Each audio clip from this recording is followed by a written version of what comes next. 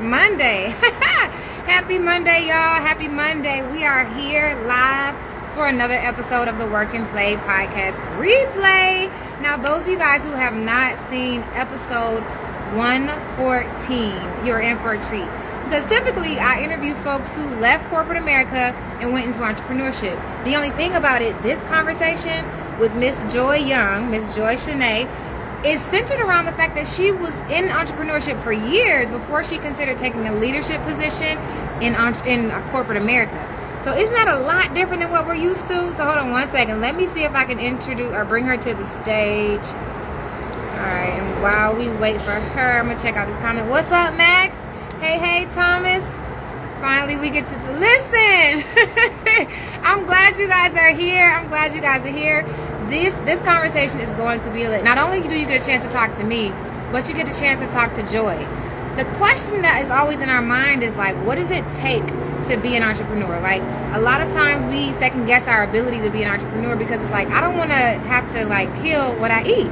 I don't want to have to kill what I eat or eat what I kill, right? Joy knows both sides of the story. So I'm going to bring her to the story and tell us why she decided to take the journey she went and how that specific journey went for her. So she is coming. Hey, how are you, gorgeous? I'm great. How are you? What's going on? You know, living the dream. What can I say? Living the dream. For those of you guys who did not see episode 114, you got just like this much time before you go check out the episode and come back. But stay right here because Joy is going to literally catch us up on what's been going on since we recorded the last episode of the Work and Play podcast. So, Joy, it's been a couple months since we had a conversation on the couch, right? Mm-hmm. And you were telling us all the ins and outs. You gave us so much detail on how that process went when you decided to go into corporate America. So before we jump into the conversation, how about you introduce yourself to the folks and we'll get into it. Hello, everybody. I am Joy, known as Joy the Web Designer. It's probably displayed somewhere on my screen. And as the title suggests, I am a web designer. I run a web design agency, and I've gone back and forth between entrepreneurship to corporate, back to entrepreneurship. But I'm actually thinking about corporate again just because I have some connects at Facebook and Google, and I'm like, that might be a good job. But that is the gist of it, career-wise, as we say. But I just had a birthday, so this has been a time of like reflection, and I'm really thinking about like what's going to be my next move. So I have some things in store, and we can jump into that. But that was a crossroads kind of when we met. When we talked to each other, you were like, "Yeah, I'm going into corporate." You were at a crossroads in that time of your life where you typically do these self-reflections which a lot of people don't. And that is why I think it's like dope that you take a moment, reflect. You've grown so much personally and professionally. And I've only known you for like a short period of time. You know what I'm saying? I feel like this time you know me has been like all over the map. Like I'm usually not so scattered, like going back and forth between. Girl, and doing it looking flawlessly. Now, tell me this before, real quick. I want to make sure that you guys are in the chat can hear both of us because I know Joy is just a little low for me. But if everybody can hear, give us thumbs up because then we'll be good. But I just want to know. I mean, I can take off. You guys can hear us. It might be me because I'm on the patio and it's a little bit loud. It's okay. I just took off my headphones, so that should work. Okay, that should help. Perfect. Those of you guys who are still here, send us thumbs up, and we're gonna keep it rolling. Okay, so we're gonna get into your journey, of course. Perfect. We got thumbs up. We're gonna get into your journey, of course. Why you went in? Because I remember, I think I was very, very new to the Work and Play podcast, and you were like, "Yeah, I'm thinking about taking on this leadership role in corporate America," and I was like, "Really?" Well, I gotta have your conversation. So before we get into the journey, what made you decide graphic designer? And like, how is it that you decided this is gonna be where I get my stability instead of a 9-to-5? Well, it started because as we talked about in the podcast, I'm a bit of like a hustler. So like I've always had like sales jobs or like freelance jobs, and so way back like 8, 9, 20, what's 2013? That's 9 years ago. I was a personal trainer, and I built my website, and then I did my own website, and it's so cringy now when I look at it. I just found it and I'm like the worst. But I did that and it was fun, and I did it as like out of necessity, but then you start to learn stuff and you play a little bit more, and then somebody was like, oh, can you do my website? I charged them like free for the first ones, and then I'm like, I'll charge you $100, $200, and then it just kind of grew from there. And then when I was taking inventory of my skills a couple years ago of like how I can build a career that is location independent, then I started to just think about what are the skills that I have to monetize. And I'm like, oh, well, I have been, just nonchalantly, building websites, getting referrals, and doing stuff for my friends and family. And I was like, okay, if I can double down on this and really get good, and then just have tunnel vision, and that's where it started, and that's where we are now. So one, I love the fact that you followed that inkling, right? You followed that inkling and you're like, okay, well, we're going to see how it goes. You did it for, I want to say, how many years were you a graphic designer? Well, my whole journey has been about 9 years. Like, I built my first website in 2013, and then like I said, it was just like I was dabbling freelance, but I've been, 100% self-employed for the last 5-6 years now. So, so like I said, the first few years were just me dabbling and just doing it for fun on the side, not even really for money. But then, I just switched it up. So about 5 years now. Mm-hmm. That's the part that I need to unlock, though, because like a lot of us think that the things that we do because we enjoy them, we can't make money off of them.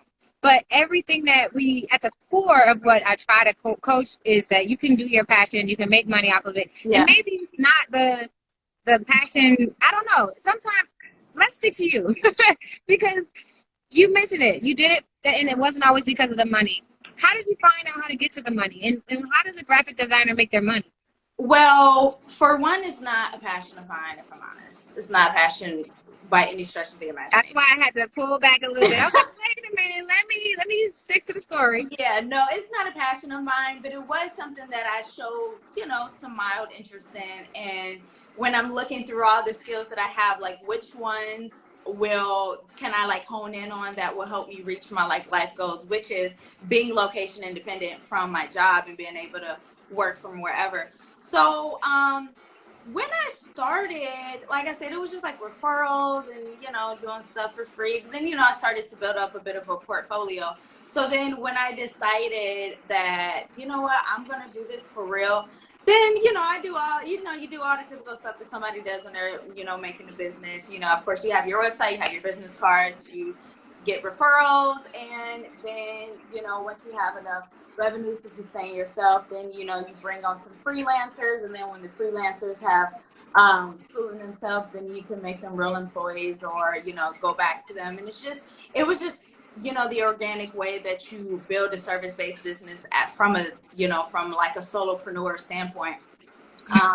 And it's really not it's really not that exciting in the sense of you just, when I say self-employed, that's literally what it is. It's just a job. It's just a job that I had that I just created for myself. But now, like I said, after the last podcast, now I'm transitioning it in a way where I can remove myself from the business and not be so everyday hands-on working on client work versus building the business. Because, like we talked about a few months ago, my objective is to remove myself from the business. I want my business to be an asset, something that makes me money, not something that I have to trade my time, for. So I'm just building those systems, like, just to have things rolling and remove myself from it.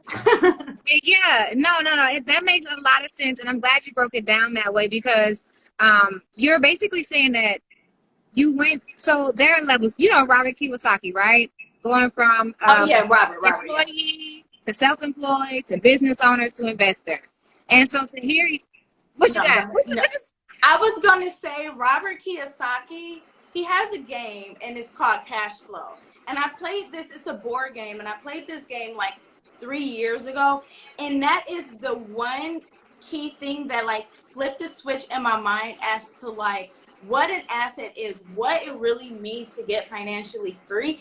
And that, you know, whenever you gamify things, it like sticks more and is more of like a real world concept. Robert Kiyosaki, like I'm a big reader, like I've read his books and I've read everybody's books, but that one game called Cash Flow, and it's like $8 on Amazon, which is a lot for a game. But that's how you know it's good. That is what shifted my entire financial mindset.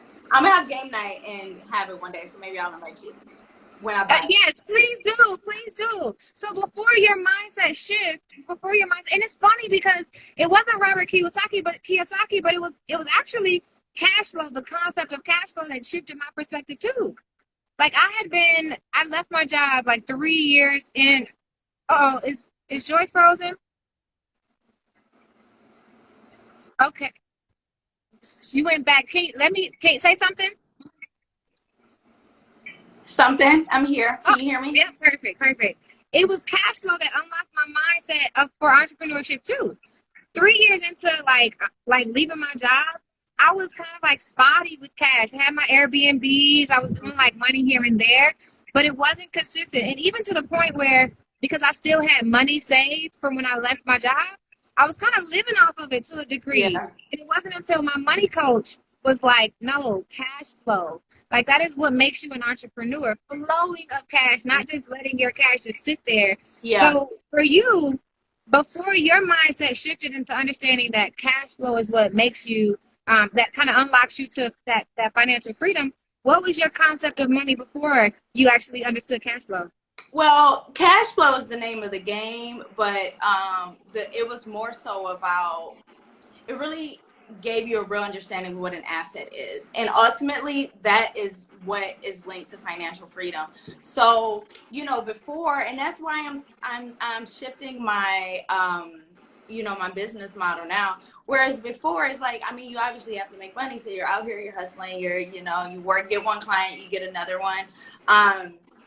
But when I played that game, because it's a financial game, it showed you like, it showed you what really an asset is. And we talked about it a little bit on the podcast, but like a house, for instance, everybody says is an asset. And it's like, if you're living in a house, then it's not an asset. Like it's a sentimental asset, but you're not making money off of it. It's a liability. Like you're paying taxes, you're paying money, you're paying a mortgage, you're paying, you know, for the upkeep. Like that's not an asset. An asset, in the simplest term, is something that makes you money without you putting in the work, without you having to show up and put in your time.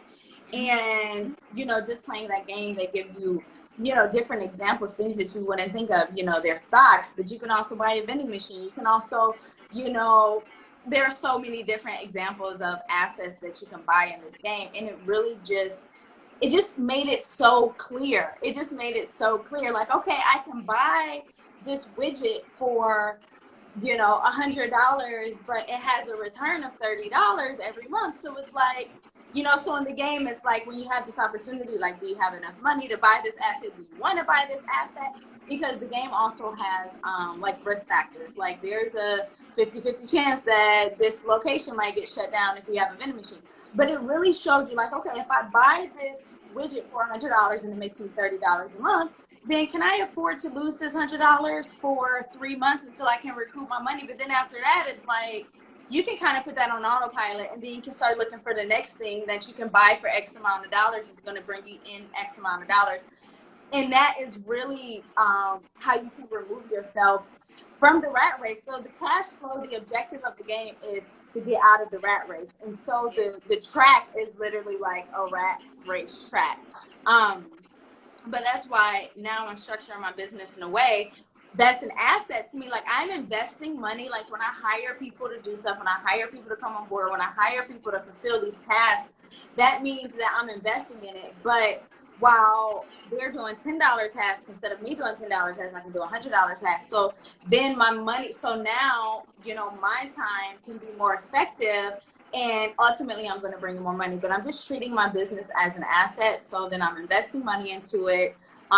So then that can pay me. And then eventually I'll have all of my systems and all of my staff in place where I can not have to work every day, because like I said, it's not my passion. It's practical, and I have a skill in it, and I enjoy it enough. Obviously, I've been doing it for 9 years, but it's not like what I want to be doing 2 years from now, not even really 1 year from now. I'm like, 1 year from now, I want to be out.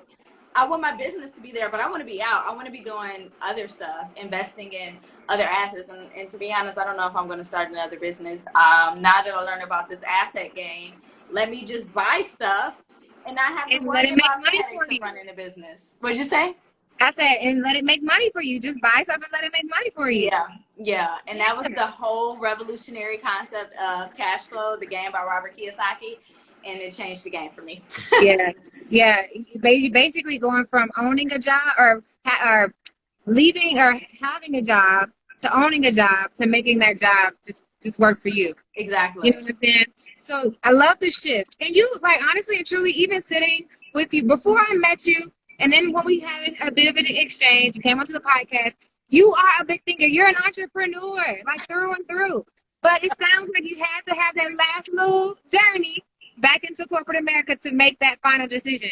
Walk us through your decision-making process when you, for 9 years, had succeeded as an entrepreneur, and you decided to go into entrepreneurship. What was your decision making when you went back?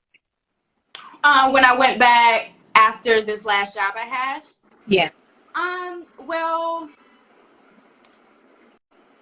just like I make all of my other decisions, I just really quantified it. Like I made, and I know we talked about this, but I made a list. What's gonna happen if I stay? Like, and it's just neutral. This is gonna happen. This is gonna happen. This is gonna happen. And then the way that I feel, I assign a number, -5 to +5 for each of those things. So if I stay, I have to work weekends, but then I'll have a salary. But then, and so you add up both sides. But then if I leave, this is what's going to happen. You add up both sides. Whatever score is bigger, that's the score, that's the decision that you go with. That's true. Yeah. And it was like, I resisted like even doing that exercise for so long, because I think I kind of like intuitively knew what it was going to come out to, but I just, my emotions were wrapped up. But then once I saw, I was like, it is super duper clear. They're like 20 points apart. Like, it's like it's not even close. So that was the right decision. And then, I took some things from, like I played that game for Robert Kiyosaki maybe like 3 years ago. And it shifted my understanding.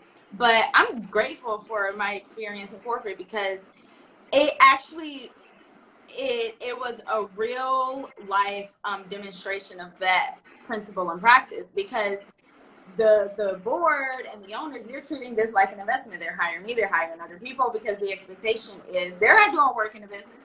The expectation is we're going to invest money into you up front by paying your salary, and then you are going to give us a performance that brings us higher revenue.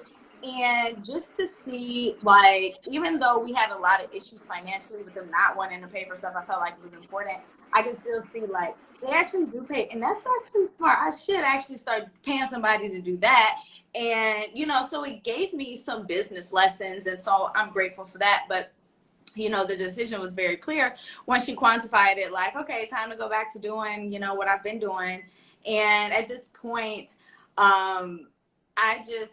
I don't know. I don't get stressed. I mean, everybody has a degree of stress, but I'm real comfortable with the instability or the unknown, because I just feel like it's going to work out. Like, it's going to work out. It always does. Like, so it just was, that was the decision for me. But now it's so funny, because I'm thinking about What you thinking about? This is so loco, because like I said, I feel like I'm all over the place these last like couple years, just trying to like find my footing. But running a business is whack. If I'm gonna tell you the truth, it's like, it's not whack, but it's just like, it's not that fun. Like, it's so many moving parts. You gotta like manage people and manage clients and market and customer service and troubleshoot and it's just so much work, and it's a lot of hats, and I'm hiring people to help me out, but it's like, do I really? It was kind of more cool when I was just like just like freelance or so, because I really didn't have to be super professional, and I don't know, so it's a shift that you have to do in the way that you operate, which is fine because I'm in it so deep. It's like it is what it is, but it's not like, I'm not gonna say it's whack. It's great. It's great in some regards and not so great in other regards. It sounds like you're making the distinction between freelancing and then like entrepreneurship or small business, or like building it to have like an empire, or building it to be a corporation or organization just in general. Is that the differentiator you're making? Between free, yeah, I mean, when you're building a business, it's not freelance anymore, because you have like, you have people working for you, you're getting out of it. Yeah. But running a business is still like, at least at this point, it's still like a lot of work, because they a lot of times they compare like building a business to like raising a child. So it's like, startups are like infancy, like everything is dedicated to it. So now my business is probably like, like a 5-year-old, right? It can get around, it can pour its own milk, like, it can kind of operate. But you can't leave that 5-year-old alone for more than 20 minutes, because they're going to get into something. So it's like, I'm still in it. And maybe that's why I don't got no kids, because I don't like this. You don't want to take another kid. But you know what's so funny, though? Put this into perspective for me.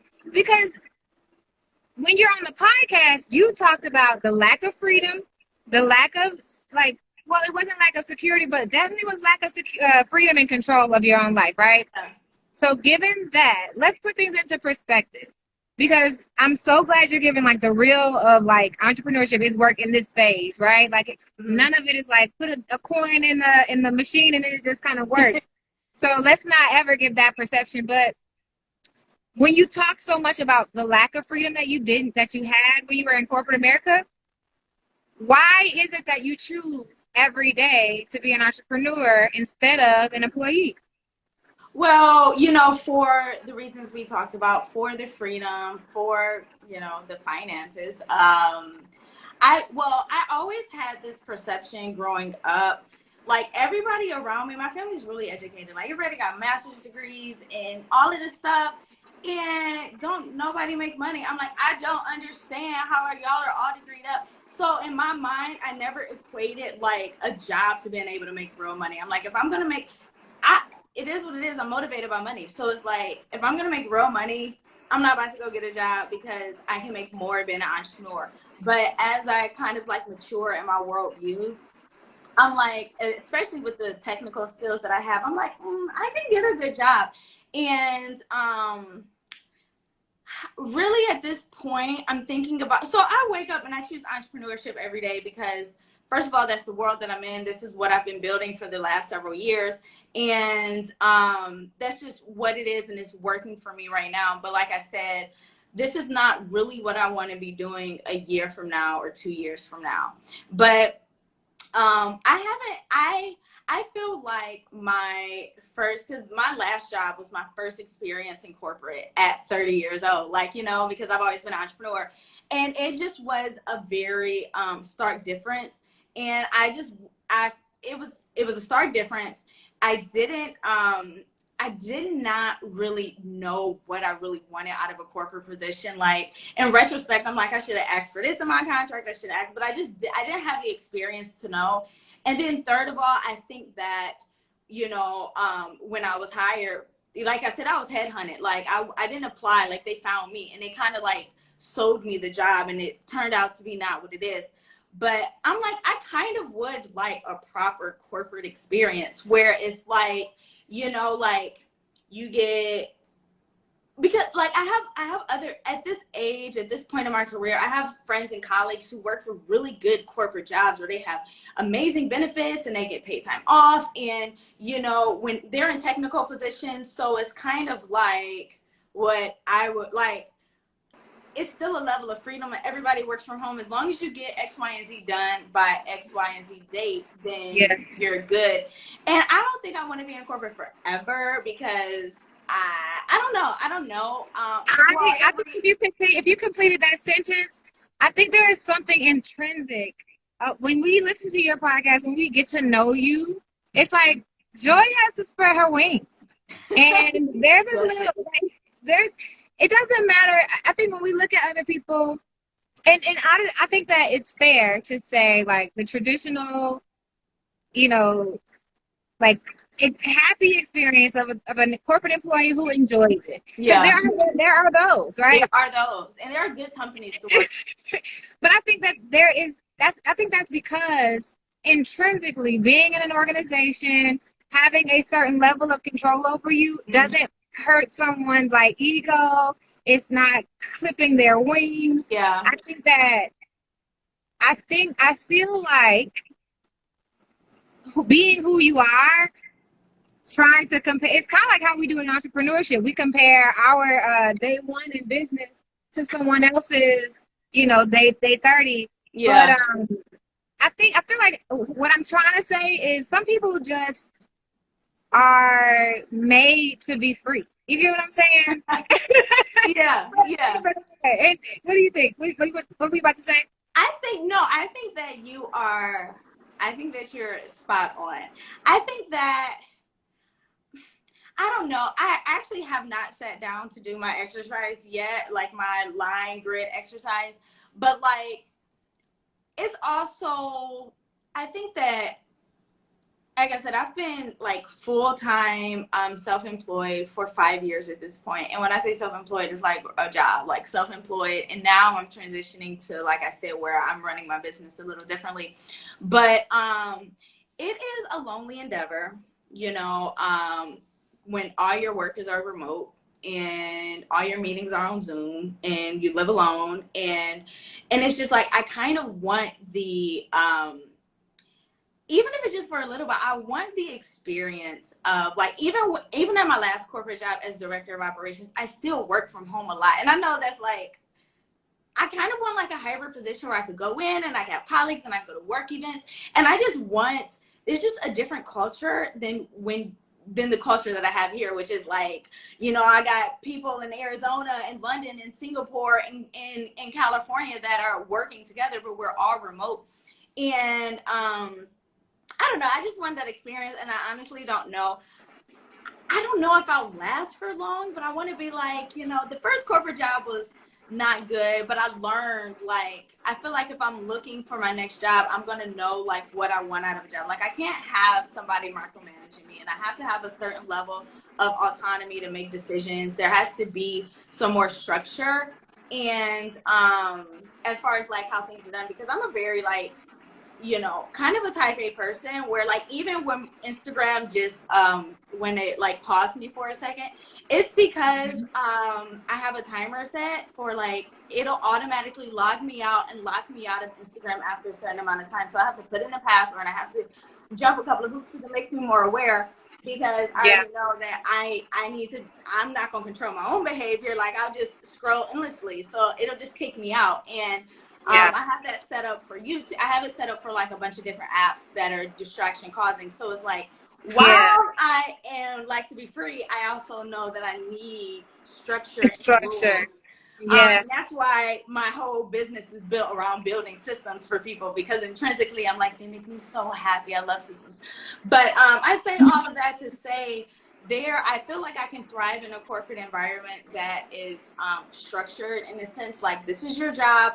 And then I when I was younger, I always, I never knew what I wanted to be when I grew up. I just always imagined me in a corner office in, like, a boss lady suit. And I kind of want, if I'm honest, I want, it's kind of embarrassing. I don't know why it's embarrassing, but I want, like, to climb the corporate ladder, and I want to walk into a place and then, like, that is the boss or that is whoever. And it's different when you're a boss of a small company of 10 people versus, like, I've made it to vice president of a multinational corporation. So it's like, part of me is like, oh, I could pursue that just for, like, an ego thing, as something to do. And then I do, like, web design. Like, I enjoy it. I mildly enjoy it. But, like, what really gets me excited is, like, building stuff and creating systems and putting things into place. And I'm like, I can do that in corporate. And it's what attracted me to the last job, because I'm like, they have a big budget behind them. They're a bigger company than I am. Like, I can go far. I feel like at this level in my career, I wouldn't be starting like entry level. So, you know, there will be more decision making capabilities on my part. And I just want to have impact in the world. And I'm still Yeah. trying to figure out how I'm going to do that. But, Yeah. so I don't know. I still have I'm actually fasting right now because I'm trying to like reflect and just get some clarity. Because I told you my Yeah. birthday was the other day. So I'm like, I'm going to fast the first few days and Yeah. just, you know, figure it out. So. But you know what? I really love your journey. For a lot of entrepreneurs, they're still trying to unlock the impact, the income growth side of entrepreneurship. And you've reached a point in your journey where you now are saying, how do I get to that level of impact that I want? And I absolutely Yeah. resonate with your desire to climb the corporate ladder for said influence, because I feel like that's where I was at when I left corporate. It was like I was in a position that was high visibility, one of the few black people in that type of position. It was one of those type of roles, and I feel like my boss like hired me because I really sold him that I would be a good fit. Even though he could have been typical, like, let me hire a white person who's been at this company for 20 years and is not going to quit 5 months in. You get what I'm saying?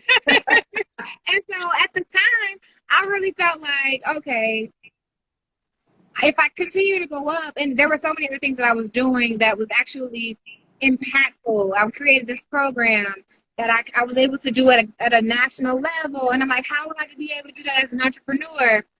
So for some entrepreneurs, including myself, income growth and freedom is where they're at. So to hear from you that you're at a place in your entrepreneurial journey where you're thinking about impact, that is kind of like a goal for me. You get what I'm saying? Because when I left corporate, I said, you know what? When I make the money I need to make, again, when I have the freedom that I have, then I can do whatever I want and create whatever impact because my bills are paid. Okay. Yeah, yeah, yeah. I think that's what's dope about the position that you're in. I was gonna say, to your point about your desire to go up corporate ladder. One thing that I feel like I am good at, if I chose, I would say is to be successful in corporate America.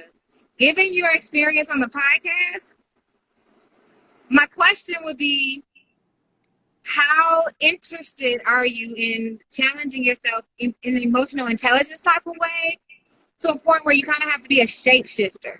You get what I'm saying? So it goes Rephrase that for me.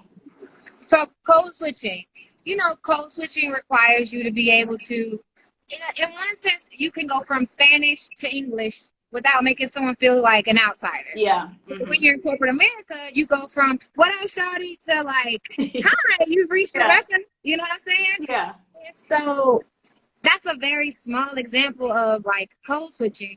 But I do believe, and we got some folks in the corporate in the chat right now. So if I at any point characterizes or mischaracterizes, go ahead and tell me that I'm wrong. But I think that the level of success, your level of success in corporate America is less reliant on your results and more reliant on your ability to navigate those emotionally confusing situations where like maybe so you got to just stroke an ego or two in order to get someone to shut up so that they can listen to your decision, which has nothing to do with your ability to do the job and more of your tolerance for somebody else's bullshit. You know what I mean? And their emotions. And that's what your experience was when you went into corporate. So my question would be, which is like, it's kind of like turned into a conversation and less of an interview.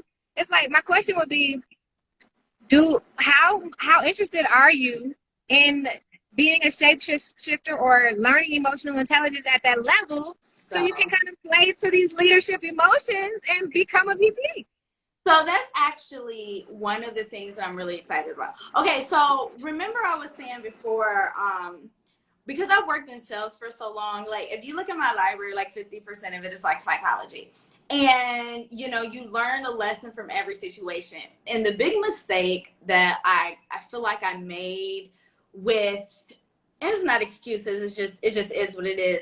Because I already had a semi-relationship, like I already semi-knew my bosses before they hired me. So it was like, it just was a different dynamic because now you're trying to navigate like like I said, it wasn't like a personal relationship, but it wasn't like a stranger. So you're trying to navigate like this friendly professional relationship, but then actually like in your job setting. And so it was like, I just didn't navigate that correctly. And I feel like in retrospect, I'm like, ooh, I did that wrong. I should have did that. I should have said that. So it's like, I can look back and be like, see, I made a whole bunch of mistakes, but if I did it again, then, you know, I would do it differently. And I feel like because I was trying to like, my approach was different. Before, when I took that corporate job, it was like, it was a sign because I was getting all these job offers. And then it was like, I really more so wanted, like, I just had different motivations. But going in now, I'm like, like I said, the reason I want to kind of go to corporate, you know, besides to have that like experience of like working for a really big company, because the other job I worked for, it was a smaller company. Like it was corporate, it was a smaller company, but I'm like, I would love to work for like a big company and then work my way up to the top. And that's going to take a lot of politicking, and it's business, not personal. So you just navigate it a little differently. And I feel like all of my clients, you know, my clients become friends, but none of my friends have really been my clients. And so, you know, I've had a lot of experience with managing, you know, strangers basically that become like in your circle.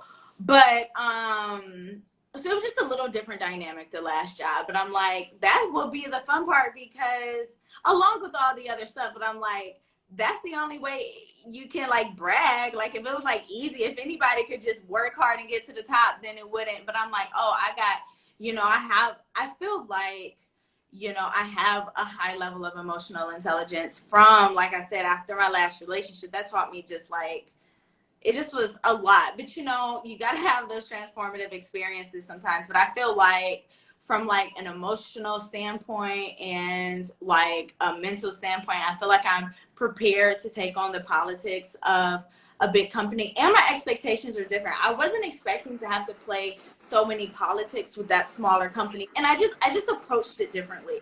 But I'm like, now I know what, like, I kind of know what kind of company that I want to work for, what kind of culture, what kind of like, I know better now. It's like, that's why they say,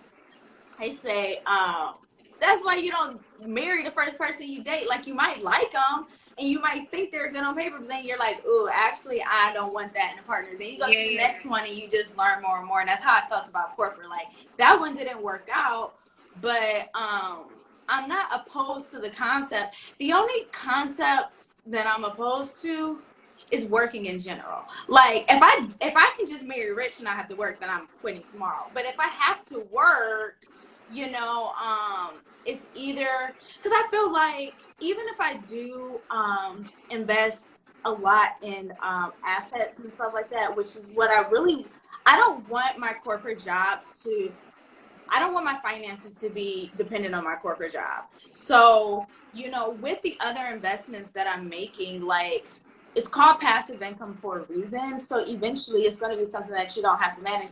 And then what am I going to do? Like, I mean, maybe I just don't have imagination, but I'm like, I'm gonna be bored. Like, I feel like climbing the corporate ladder would be more of like, let's see how good my psychology skills are. Let's see how good my technical skills versus like, I don't know. Like, even now I work about like 30 hours a week. It's not that much actually. Now as I'm getting more, oh shoot. I said, even now in my business, I work about 30 hours a week, which is not a full-time job now, but I'm like, ooh, and so I say that to say, like, I find myself bored a lot. Like, I'm like, ooh, I could be doing, like, I don't know. So I just feel like maybe getting a corporate job will be just another adventure chapter of my life that I might stick for a couple years, unless I really make some traction and get to vice president of a big company. But I don't know. I'm still trying to figure it out. No. I like where you're going with this. And for those of you guys who are still here, we are having a work and play replay conversation with Miss Joy Shaney. And I really love the direction that this conversation is going, because for as a coach, you know, going from traditional career coach where I'm like, I'll teach you how to go up the corporate ladder, my relationship changing with corporate America in general, uh, to recognize parts of the system as the same systems that existed when slavery existed, but then also to then grow as a coach and disconnect that emotional turmoil that we place on corporate America and recognize that it can be used as a tool in whatever your career goals really are. So what you're saying is like now that you've reached a level in your career where you know how once you know how to turn your business onto like autopilot, that's one way you don't have to worry about security, right? Right, Two, exactly. once you learn other assets that can make money for you, that's your second way to maintain consistent cash flow. And then three, once you get to a place where I just want to like go through some more like mental hoops, I want to see about different challenges. I Yeah, want to kind of see if I could learn how to navigate in like corporate politics because I can, not because I have to, because my exactly. income doesn't count. That's a whole different level of Exactly. freedom that we all hope to get there. And that's the point. When corporate jobs are an option for you, that's what it sounds like true freedom actually is. And for us to Yeah. actually get there, I don't know how you did it, girl. But to turn this whole conversation back to the point of why we are here, which is we want to leave corporate America and go, we want to leave corporate America and go into financial freedom. It's not just about the corporate job. So what people don't know is behind the veil when we start coaching, you realize there's strategy in everything, and everything that Yes. you just broke down is how we get to that freedom. Now you might have to stay at corporate for a little longer. You might even have to go back into corporate America. But it's strategic and it's intentional, which is what Yeah, Joy is talking about.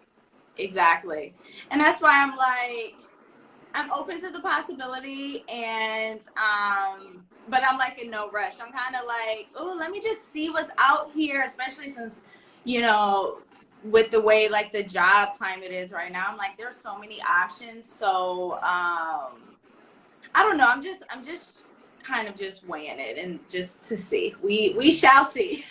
We shall see. I love it. I love it. I love it. Those of you guys who are still here and made it all the way to the end, thank y'all so much for being here at the Work and Play Podcast replay. Please tune in to Joy's episode. It's 114 on the Work and Play Podcast. All you have to do is click the link in my bio and check out her full episode. It's so entertaining. But before we get out of here, Joy, what is it that I would like to give you the floor? Because typically, I like to offer this platform for anyone who has a course and things like that. But I know you don't have a course, you're not necessarily a coach, but you may have services that you're opening up right now that we need to know about. So I'm going to give you the floor so that we can close out. Well, the services that I provide now are web design services, but specifically for service-based businesses that need to get a handle on their systems. And so the benefit of, you know, technology is, you know, you can integrate all of your systems. So when you have a website, you don't need to have 15 different softwares doing accounting and employee management and all of that. So what I do is I bring all of your systems together, I organize them, and I make them all run through your website so that you can run an organized business. Because like I said before, I feel like systems in every area of life are the absolute key. Like the way that I do not spend hours and hours and hours procrastinating is because I have all these systems in place to nudge me to do the right things. Because if I have to rely on myself to always discipline myself when I have low morale and I have low energy, it's not going to work. And the same thing goes into your business. You cannot rely on humans to do, you know, to be consistent all of the time, because things wax and wane. And so when you have systems in place for your business, for your life, then things stay organized. And I feel like that is the reason that, you know, I'm able to I have options to exercise, because I've systemized my life to where it works for me. And I'm very honest with myself about like my shortcomings. So I say all of that to say, be honest with yourself and create systems in your life and in your business. And if you have a business that is a little hectic, a little unorganized, and you know you need to like tighten up on some things, that's where I come in to help you smooth all of that out, to automate everything, and to make the technology work from you, starting with your website. So there we go. Well, there you have it. And she does it so well that she's ready to put herself back through the ringer and go through some of these emotional loopholes because she's so good at the technology aspect. Joy, thank you so much for being here. You are a really good example of like a case study for those who want to go through my coaching and understand that there are just moves that you have to make. And so I want to say that your story is going to be a bit of an example for folks to understand that it's not a linear progression. It's your career here. And so you may go up, you may go down, but it's all about what you really, really want out of life and what you really, really want out of your job. So thank you so much for being here. And those of you guys who want to work with Joy, go ahead and connect with Miss Joy. You can just literally tap this little follow button right here and check her out. Until next time, I will see y'all later. Bye. Peace.